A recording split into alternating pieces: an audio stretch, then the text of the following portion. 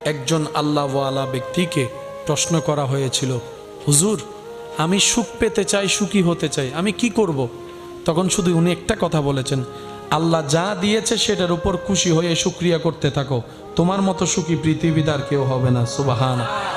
বিশ্বাস করেন, যত শুকরিয়া করবেন আর যত মুখে হাসি রাখতে পারবেন, মন না চাক তারপরও জোর করে হাসবেন। বর্তমান বিজ্ঞানীরা গবেষণা করে দেখে, এই যে প্রেসার বলেন, স্ট্রোক বলেন, যে কারণগুলা তো হয়, মানুষ যদি জোর করেও যদি মুখে হাসি রাখে, এমনি হাসির মতো চেহারা বানায় রাখে, ওদের স্ট্রেস লেভেলটা কমে যায়, মনটা শান্তি হয়ে যায়।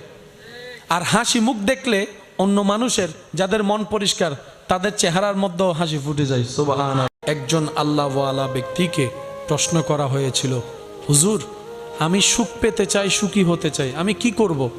তখন শুধু উনি একটা কথা বলেছেন,